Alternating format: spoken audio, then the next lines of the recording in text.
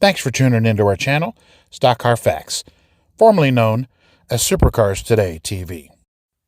However, our first broadcast last week, under our new name, talked about the passing of our friend and three-time ARCA champion Tim Steele, which we felt almost set the tone for a sad beginning.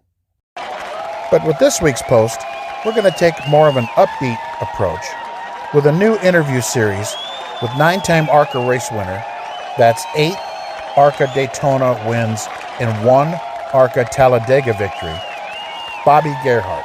Please listen and enjoy. Thanks for tuning in today for another new and exciting episode from Stock Car Facts, which we try to post every Tuesday at about noon, or you can watch some of our previous episodes. Here at Stock Car Facts, we would really love to recreate the race day sights, smells, and sounds that we first experienced for ourselves in 1974 at Michigan International Speedway. But unfortunately, that's not possible here. However, we can do the next best thing in that we can share with you what happened at these events, and we can talk to those people who created those memories. Or, those facts. So we'd appreciate it if you sit back and relax and enjoy this latest episode today of Stock Car Facts with me, your host, Kevin Schwarzy. Oh, and by the way, later, you'll have a chance to comment on this content. And, if you haven't already, please hit the like button as well as the follow bell to be notified of brand new shows right here. And we'd appreciate it if you'd share this on all of your social media platforms. Thank you. Today on Stock Car Facts, appreciate everybody for tuning in, and I always say it, and I always mean it when I say it. I'm happy to have our next guest here, and that is 8-time and 1-time Talladega winner, 8-time Daytona winner, 1-time Talladega winner, Bobby Gerhart on the show. Appreciate you having me here at Gerhart Truck World. My pleasure to be here. I've always wanted to come down here. You got a lot of people asking me, hey, you heard from Bobby? What's he doing? And I'm like, we're going to find out. Well, first off, I have to let fans out there know that Bobby and I have known each other, 40 years when I was working at Grand National Scene. And matter of fact, that was one of the days we were there. Scene wanted to know about, remember they used to have the driver profiles. And I said, let's do Bobby. Yes. And, go out and get the pictures and the this and that. So that was 85, I believe. Yep. And then I got the bright idea after I got back out of the Navy to do my own magazine, and it was your doing. I don't know if I ever told you that, because I was coming to the races with Scene again in '91, and I happened to catch an ARCA race at Michigan, and we started talking, and they used to have that wood plaque on the back of the trailer. Yes. Follow me to the next ARCA race. So the next race was Flat Rock, which is 20 minutes from my house, and so I went there to Flat Rock, and you said, yeah, the next one's in Delaware. So, well, that's an hour and a half in Canada. So I went there, and you said, we could really use some help. If you come to the races. So I came, but I didn't come and help. Sorry. I got the bright idea to do the magazine, and I've told people I credit you with starting Supercars Today. Even though I didn't help you, I tried to help the whole series. Sure. I guess I was the Winston of of ARCA, except with no money. But so I appreciate, you got me going. You gave me the seed to plant. So I kind of owe you that. So there's a stack of pictures, I guess, paying you back. Yeah, thank you. But when I saw you first, you were running NASCAR. Yeah. And today you don't do it like that. Today but you didn't have the feeder series and that's correct, and all that. What made you guys do that? And I get asked that question a lot, but you hit on it right there. Listen, I can go back into opening day at Pocono Speedway. It was in the late '60s. My father took Bill and I.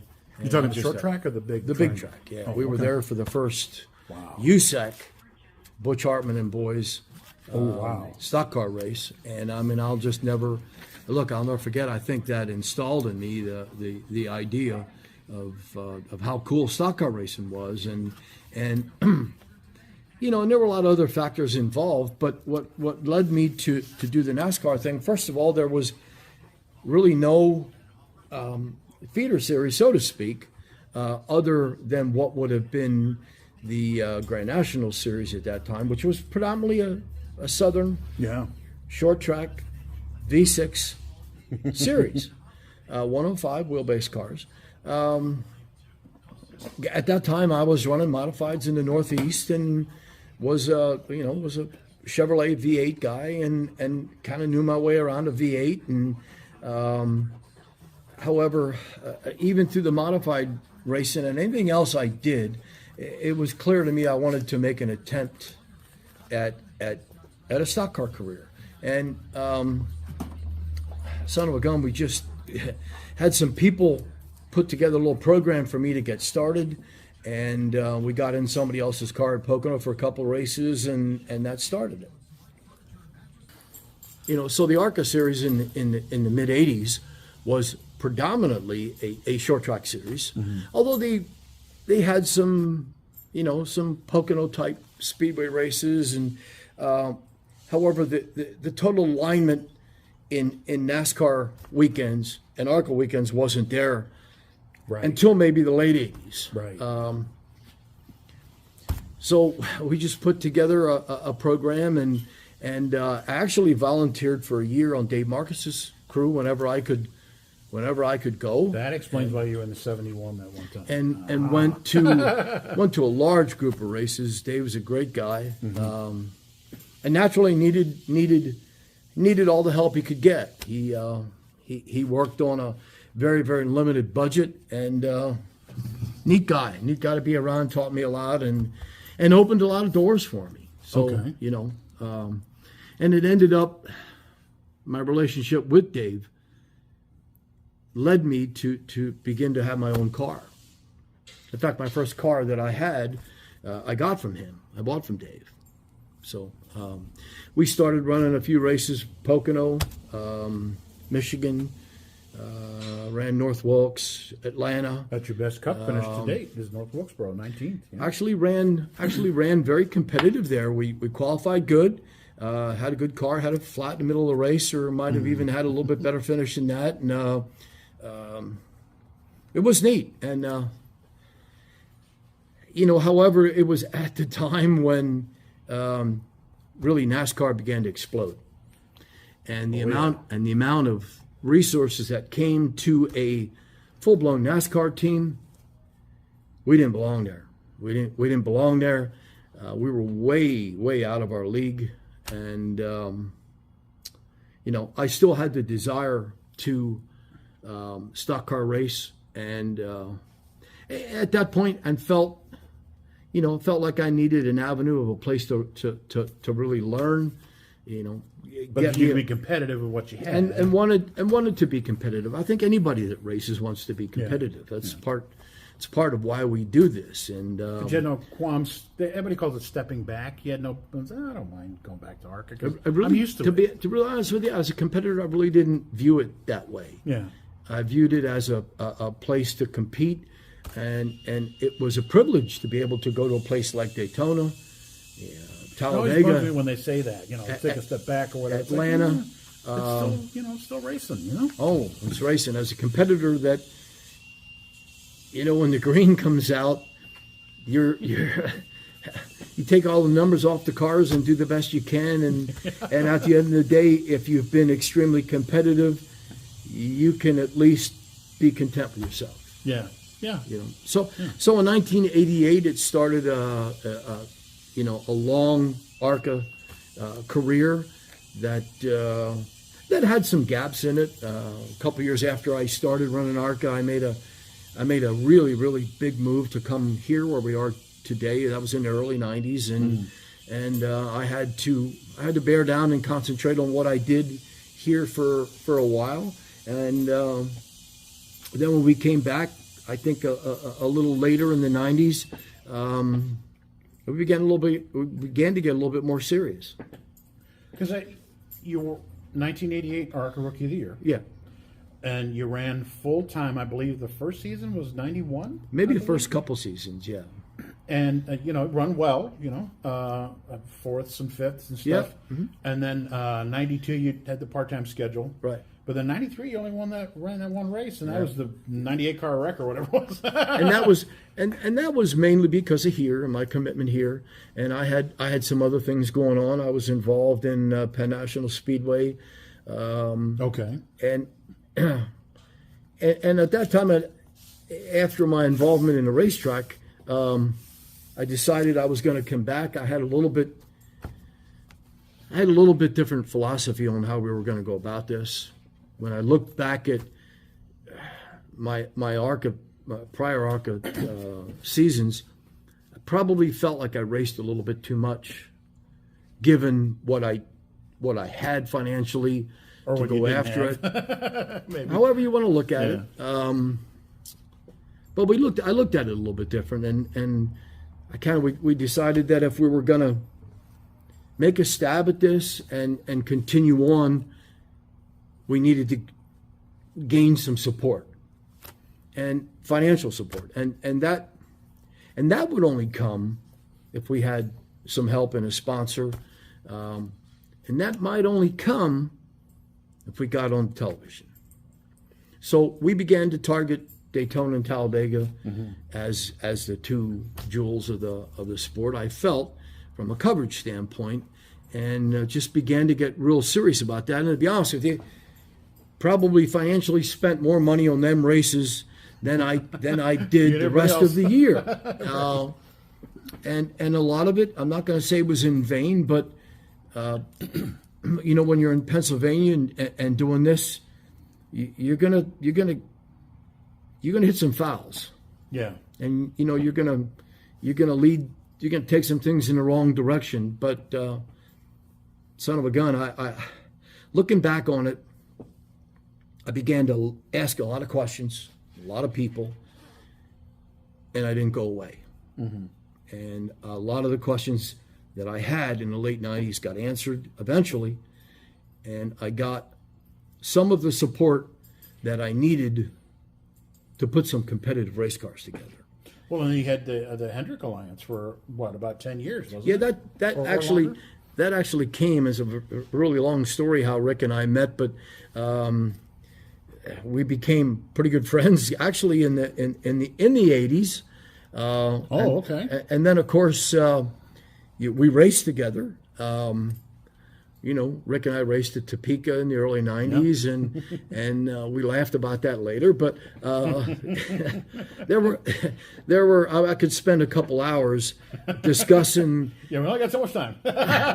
Discussing the things that actually led us together, and was it just racing, or was it also some business? Combination of things that led us together and put us together as good friends. To be honest with you, and. There were some really personal things that happened, including my dad's untimely death and where we were at the time. The day my dad was killed in a car accident. My brother Bill and I did not know that. My brother Bill and I were in Charlotte doing a Hendrick development program, and Rick's actions of that day. Were astounding, and I'm not going to go into it, but I'll probably get a little emotional, but it's just a very deep thinking person, and everything else got put aside. Do you follow me? Oh, absolutely. However, we continued on. We did what we were there to do because we really felt that's what my dad wanted us to do, but I think at the end of the day, it drew Rick and I a little closer, and I have opportunities to go to work for the company. That happened after that. I chose really not to do it. It didn't affect our relationship. Which says a lot about him. Says a lot about him. Yeah. I still did the driver program that he wanted to do. I continued to do, and I think the biggest reason at that age, which I might have been, I might have been early 40s or somewhere around late 30s or 40s when you won Daytona in 99 at 40. So. At 40. So it was after that. I would have been early 40s. I think I understood or could see how fragile the sport could really become. Yeah. And first of all, I love Pennsylvania. It's my home. I've always had a pretty good business here, and I chose to just not lose that. Do you follow me? Absolutely. And that's why I didn't move from Detroit to go work down in the field. And sure. Same thing. I know exactly what you're saying. You know, how important is it to you? Well, it's not that important. So I totally understand what you're saying. But my relationship with Rick, to be honest with you, probably extended my racing career 20 years. Oh, okay. No kidding. As I became a lot more serious in looking at the results that we had at places, including Daytona, basically we just had a big desire to run well at Daytona. My brother Bill and I, and that's a. And so you guys put everything. I mean, literally everything into Daytona. We put all our eggs in that crate. To be honest with you, I mean all of it, and I think that came from where this sport. Where the ARCA series stood at Daytona at that time. Yeah. It was a very high-profile race with ESPN being involved, an all-week thing. There was a lot of coverage there. And now it's the day before the 500. And so it's still a big thing. Yep. I look back on it and look back at those years maybe even being bigger from a coverage standpoint than they are today. Given the fact that now everything's so compact time-wise. But back then, it was the first race. It was the first year. race of the year, and their ratings were always through the roof. I remember. And it just happened that our '99 race and our '99 win, a lot of the country was under snow, a deep snow and a deep freeze, and the viewership was through the roof, and it was just a day that springboarded our team's career. To be honest with you, I'm gonna get to that later because I'm gonna pick your brain big time on that day, on that weekend, because I remember being there that day, the excitement of your brother. I mean, and all that. But do you think though that there was in '99 you won Daytona and then you ran for the title? Correct. And then I believe '06 you won again, and then you ran for the title again. Correct. Do you think?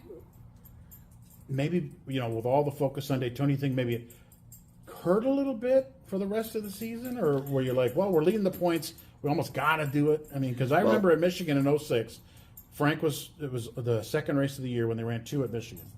And Frank was leading the points in the pork car. Spun out in turn 4, couldn't get going. Some transmission stuck or something. And I remember after the race, the look on your face, your head was in your head was in your hands like this for about 45 minutes. And I said, I think I said, hey, Frank had a bad day. And you said, it said something like, we ran horrible. I can't believe we only gained a couple spots on the guy. He had this big problem. And here we are, we ran, I forget where you ran, but I could tell the look on your face. You're like, to answer your question, to put a program together to run for a championship and be successful at it is probably as difficult or maybe even more difficult than applying yourself to do a 1-2 race thing and be good at it, because you've really got to be deep in a lot of things. You've got to financially be in a position to handle the whole thing. And I think it really comes down to a couple things, and preparation's one of them. And when you're not prepared to throw yourself into a series, the results that you end up getting are really not what at times you want. And that's not an excuse. It just, however, it is what it is. I had no idea in 1999 when they threw the green flag at Daytona. I had absolutely no idea that we were going to run the rest of the year. It just went that way. And there were some gaps in preparation that are going to happen when you throw yourself into the ring like that. And I don't regret it. It was it was a privilege to be able to do that. And anybody who can get to that level and run a lot of races. But I mean, I had a lot of obstacles. I mean, the business side of what I've always done and of course the racing business side of it, and sometimes they intersect. You follow me? Sometimes they don't align with one another, but at the end of the day, I was still happy to be able to do what I did. That's all. So then, to not look at it as like, oh boy, they could have run better. We actually should look at it like you say, when the green flag waved at Daytona '99, you went from, okay, we're going to focus on Daytona, to now, oh my God, we're going to focus on the rest of the year. Correct. So to run as good as you did, it's like, wow, that's actually, we should look at this differently and go, wow, they really did a good job. 99, and was that the same plan in '06? Had you planned on running for the whole title in '06? In '06, we planned to run for the whole thing. We were a lot better prepared. And I shouldn't make it sound like it's a failure, because you finished second in points, and you and Frank were neck and neck until the end of the year. You were right there. And that really, I really thought you were going to pull it off. To be honest with you, if you want to hit a sour note, you just hit it right there. Sorry. 06 was a sour note. The things swung our way toward the end of the year, and to be honest with you, there was a little gap. It was a little gap in time and preparation for the last 3 or 4 races, and we had a car that was a really, really good intermediate car that we needed to get 3 really good races out of, and were slated to do that, and went to Gateway and had an absolutely fantastic run going. Maybe one of our best downforce performances ever. Was third with the white flag dropped. And the way things unfolded in the next lap on a restart was just, to be honest with you, something that sticks with me and will stick for a long time. However, it's just the way it goes. It's people. It's racing. It's what happens. You take your lumps and go forward. And it turned things around. Instead of being a fantastic point day going forward, and not only we had the lead at that time and giving us a catapult, put us on the back burner. And the race ended up coming down to Talladega, which that was a race Montoya was there. We won the pole. We're poised to have a shot to win. Frank ended up winning, had a great car. Which is, never won another speedway. But Frank had a good car. Yeah. However, we were in position to win. If you remember that race, it got called early for darkness. A spot in front on the backstretch that day. And I'll be honest with you, again, I was in the leading the outside lane and coming, and needed another 2 or 3 laps. It's unfortunate. However, championships come down to not just one item. Right. They come down to a whole season. Yeah. And looking back on it, there were some things that didn't go our way that look. However, I was really hell bent then to go in '07. And that's just exactly where I was going to go. That I thought for sure. And let me tell you, we had the look on your face. We had the gaps. We really had the gaps filled in '07 in a lot of the areas, in cars, in our engine department, in the people, in the finances to do it, and we were in position, I felt, to really have our best shot. Of course, I had a point lead at Pocono, and ended up leaving Pocono Speedway in a helicopter. Yeah, and it didn't look that bad. Well, but I mean, no. I mean, listen, for me to say I wasn't in the car. But first of all, when you look at a lot of wrecks, including some of them that have been life-ending for guys. Yeah. When the camera is a half a mile away, you just can't understand sometimes the impact, and because it was driver's side, and it was driver's side, and it was back and front, and I got out of the car under my own power. Yeah. However, I saw you tell the coworker, the worker, wait a minute, I'll get out. Yeah, I did. I got out, and I walked around, and I had no feeling in my right foot, and when the EMT that was on site really knew what he was doing, and it felt it felt like I bumped my funny bone. And he saw me rubbing my elbow, and he said, well, what's up with that? And I said, I must have bumped my elbow because I have that funny bone tingle that you get. Yeah. And he lifted up my uniform, and it looked like my arms were different colors instantly. Oh one being extremely pale, that looked like it had 40 grit sandpaper, and the other one normal. And he sat me on a stretcher and said, I want you to look the other way, and stuck 6 needles in my hand while I wasn't looking, and said, what do you feel? And so, what are you talking about?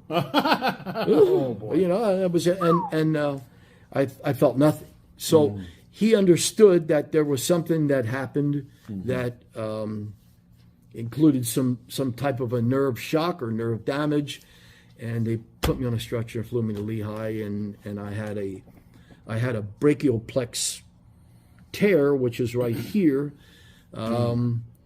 Was actually ready to leave the hospital a few days later. Unfortunately, they came in and told me that I had broke my back. And that really just ended it for me, meaning that ended my season. It took all the wind out of my sails, to be honest with you. I had a doctor come see me and said that I need to pick another career. I just pulled your plug. He said, you'll probably never race again. But every interview I heard you say, we'll be back next year, we'll be back next year. You were at the races. I came late in the year. I missed, I left the You said in one interview you were going to drive again before the end of the year, if I'm not mistaken. I may have said that. I kind of knew better. I left the hospital looking like the Michelin Man. I had a body cast on that went from my shoulders down below my waist, and I made. Look, I didn't want anybody to see me like that. To follow me, and you know, that's a personal thing. And right. Although, you know, Lucas was very good to me. We had a contract for all year long. You're associated with them now, even to this day. Sure. They basically laid out that, look, you can come back when you're ready, and we decided to keep going. We put Brian Kez in the car.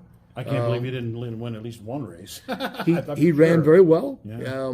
He had some unfortunate days. We lost 2 or 3 cars, and I think it was probably reaching for a little bit more than might would have been there. But that's look, everybody's has a little bit different motive to Another do this. inch you might have worked and won the race. You know, to be honest with you, it started. We had a car that I finished 4th with Nashville.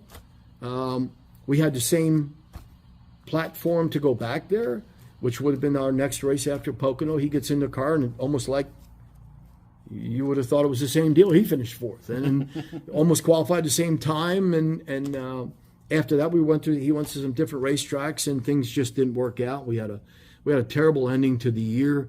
Although I came back after that, but decided I would never run the series again. But you won Daytona in 08. You came back to win it, if I'm not mistaken. We also came back and we won 10, 11, and 12 after that in repetitive order. Yes. That was the start of 3 in a row, if I'm not mistaken, right? Or correct. 3 out of 4. 10. We won 10, 11, and 12 in a row, yes. Because you won 8 out of 14 at Daytona, 6 out of 8. Yes. And I remember you came back the next year, and I thought, wow, what an incredible story. Listen, we put together a program, and it wasn't just me. Sure. Certainly, I surrounded myself with the right people. Longevity. We were in the right you had a lot of type. people. We were in the right type of car. We had the right people doing the right things. We won 8 races at Daytona in 7 different race cars. Oh, okay. So that showed the commitment we had to continue to try to move forward all the time. At times, and maybe my best car that we ended up, which would have been the last car I won with in 12, took about 3 years in development, to be honest with you. Oh, wow. and that's just what happens, and that's just the mode we were in. We were constantly throughout the year testing. was You're not kidding when you say all your eggs were in that basket. I was a staple at Talladega Yes, you were. 3 or 4 times a year to test. My relationship with Chevrolet Racing and GM, I had an opportunity to go to the wind tunnel whenever I wanted to. However, I just found more success renting a racetrack and doing things there. And I think at our level we actually learn more doing it that way. Do you follow me? Oh yeah, absolutely.